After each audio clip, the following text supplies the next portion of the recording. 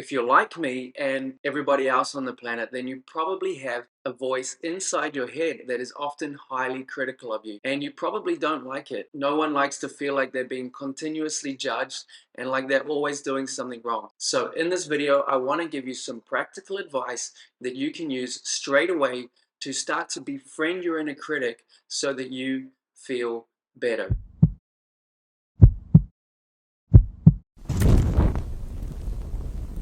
Now, in this video, I'm going to share with you a step-by-step guide of exactly what to do to befriend your inner critic so that he or she calms down and you feel better. And because it's a lot of information and you may not remember it all, I've put the main points in a free PDF that you can get access to in the description of this video so that you can follow along with it anytime that your inner critic is on your case. All right, so let's dive in. So the first thing that we need to realize is that your inner critic is only trying to help, okay? Your inner critic is there to help you. Its purpose is to help you live your life, to help you meet your needs. There's always a need underneath everything the inner critic is saying. So there's always a positive intention behind what the inner critic is saying. However, the issue is that the way that it does it is not always the best. Okay, so the way that it criticizes you actually makes things worse a lot of the time because it makes you feel bad, it makes you angry and frustrated and feel confused and lost, um, sad. So it brings up all these other emotions that kind of get out of control, and basically it's not working what it's doing. It's not actually helping you meet the needs that it's designed to meet. So we can say that it's a force for good in you, that it's meant to help you, but that it's not well trained. So this is why you need to befriend it so that you can build a relationship and start to understand it better and train it so that it actually works for you instead of against you, and you can start to meet your needs in a better way that's more harmonious.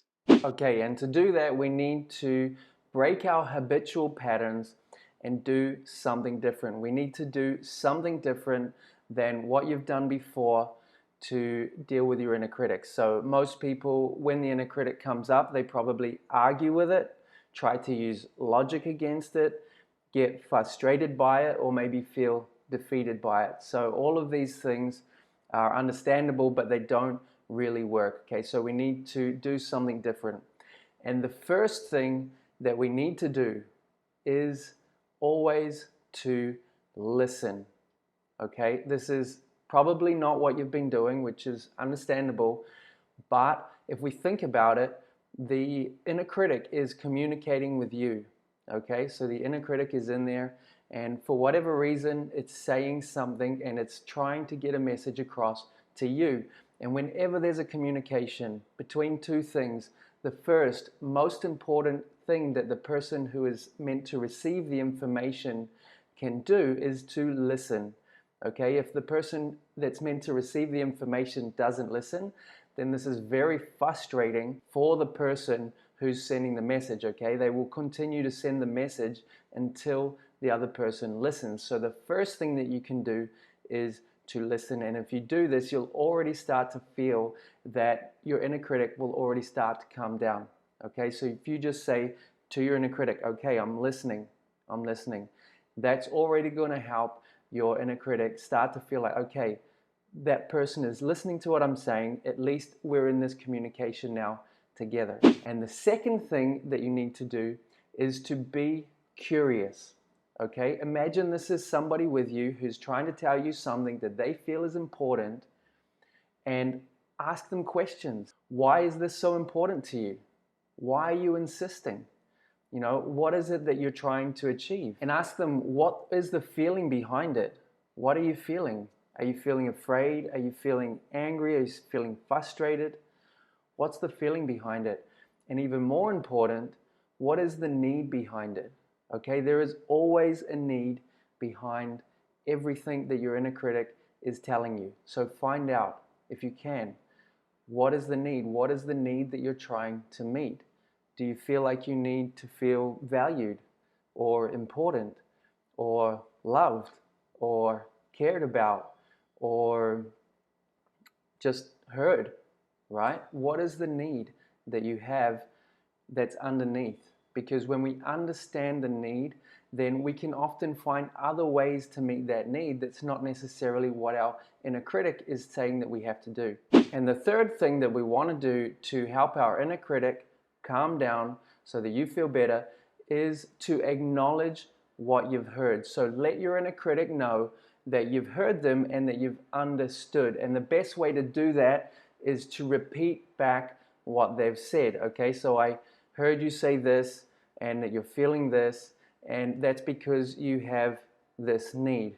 Okay, if you can repeat that back to your inner critic and ask, is that true? Is that correct? And your inner critic will say, yes, exactly. That's exactly what I'm feeling, and that's why. And when you do that, you will have really completed this communication, okay? You've got all the information that your inner critic was trying to give you.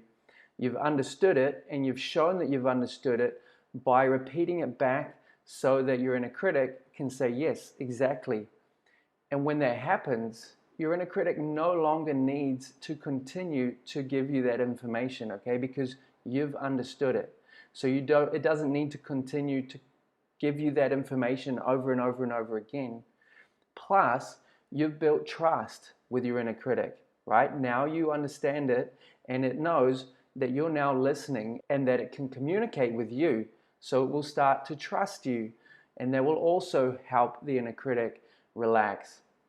Plus, you're also going to be able to make better decisions because you now have the information about what's going on inside you. You understand why the inner critic is saying what it's saying and what the feeling is and what the need is. You can then make better decisions. So the goal of this is that you want your inner critic to feel heard and feel understood. And when that happens, your inner critic will calm down, and you would have start to build a relationship with it. You would have start to befriend it and start to grow trust within yourself. You'll also understand what's driving them, and you'll be able to make better decisions.